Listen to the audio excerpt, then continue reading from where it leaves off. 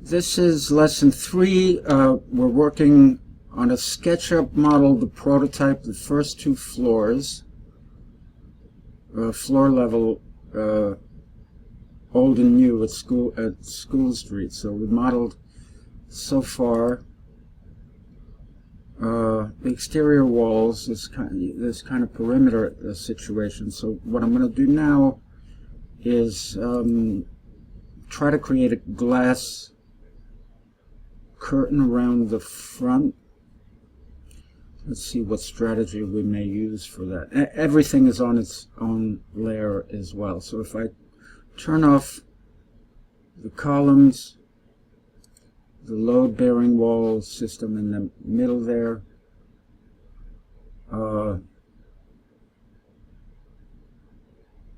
exterior walls, all that's left are the 2 slabs, which I can copy to the upper levels, so it's convenient to have these each as a group. I'm going to turn off the visibility of the floor slabs, and what I need to do is model some kind of continuous glazing along these lines at the front here. And I think how I'm going to go about doing that is trace a profile with a pencil tool along what appears to be the outline of the existing storefront system with mullions.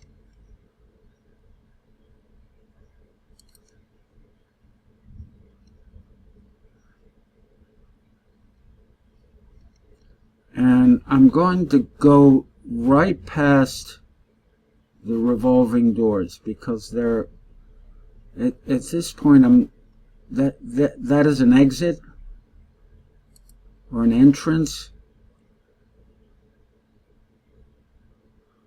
And I'm not concerned with modeling that just yet, because basically that's an opening that we can insert later. So I'm going to double click this set of edges. I made a mistake. I think I made a mistake here. I've lost control of one of the edges. Let me turn off the AutoCAD underlay. So these are not continuous somehow. Oh, I guess they are. Let's turn back on the CAD.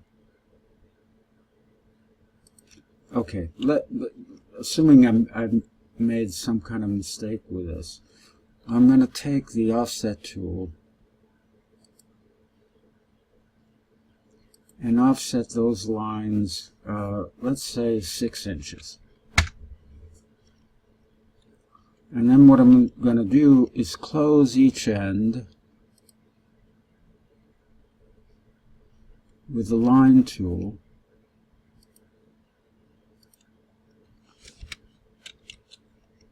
And that should generate a face, right? So there's a series of lines, offset 6 inches, close either end, and we have a face. And I'm going to say that this face, I've been using 28 feet as this sort of floor to upper level, which we can adjust later. I'm going to take that face and do the same as I did for all the other elements. Extrude it to a height of 28 feet.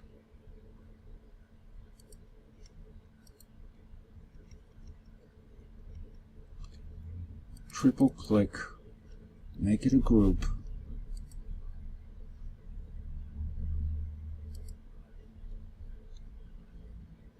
create a layer for it. I'm going to say glass curtain new building. So that's going to be the exterior glass curtain wall for the new building.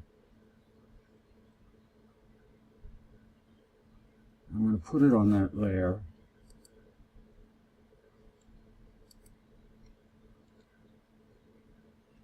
I've made layers for some of your schematic design drawings, so I'm going to show you what you can do with it afterwards. And I want this to be transparent, so it has a thickness right now, so in order for me to be able to see through it, I would have to select all of it and paint it with a glass material. So all the entities that make up this, however unrealistic that might be, you're not going to have 6 inches of glass unless it's a bulletproof assembly. Okay, so now we have that glass curtain. It's on its own layer. I'm going to turn back on the floor slabs. Right. Columns. Load-bearing wall is that system in the center. We haven't modeled the beams that go over these columns, but we don't really need them right now. The exterior wall system. There's some stuff that's missing. The wall behind these massive columns along School Street has to be modeled as some system of openings as well. And you may remember from the Revit videos that we used a curtain there as well. So what I may do is replace the system in the middle there. I could detach it from here. I could remove all these. My preference is to do something like that. It's to sort of just as I did for the front, to take a series of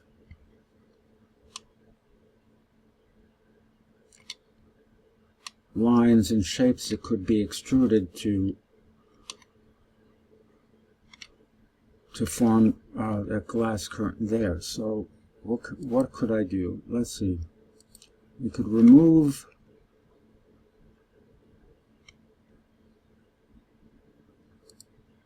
if I draw a line to complete this face,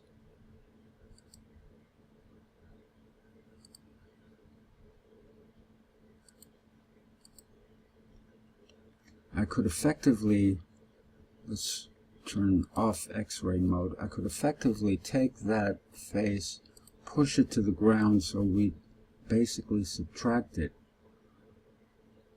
right, 28 feet, so we can erase it. Or, I'll show you a little trick. I can select the lines that form that face. 1, 2, 3, 4, and just, oops, 2, 3, 4.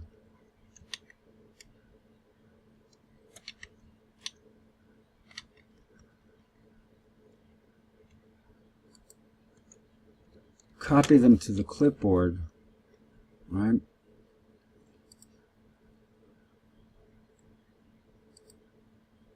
Erase those. I might erase that line as well, but we'll leave it for now. And then if I close this group,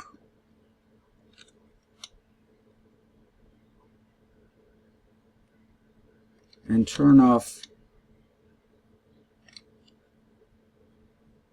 So effectively what I've cut to the clipboard is the outline of the base of the what could be that wall behind these pillars. So if I turn off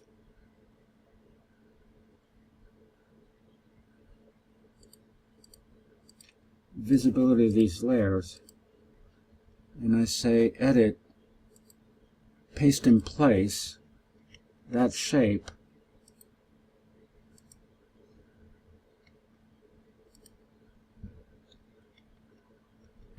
if I got a face, doesn't appear if that's closed.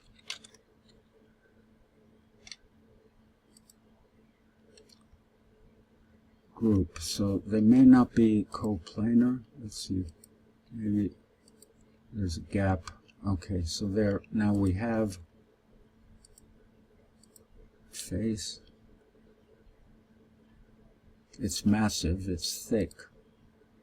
If I extrude that to 28 feet,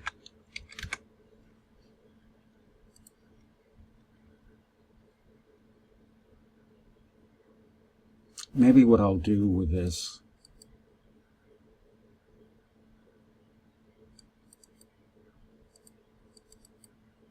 is take that face and push it forward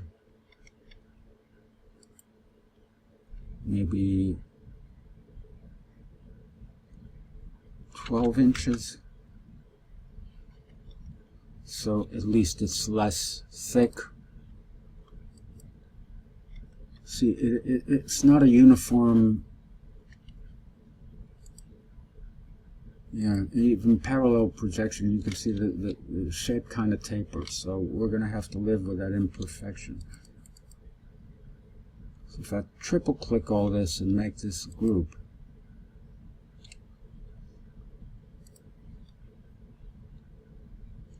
and I create a layer called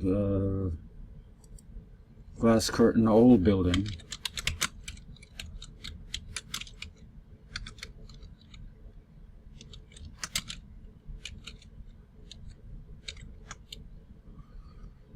and put that on that layer,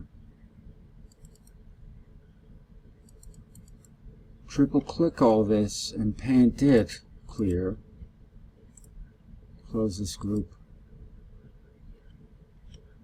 Now I have my two storefront conditions.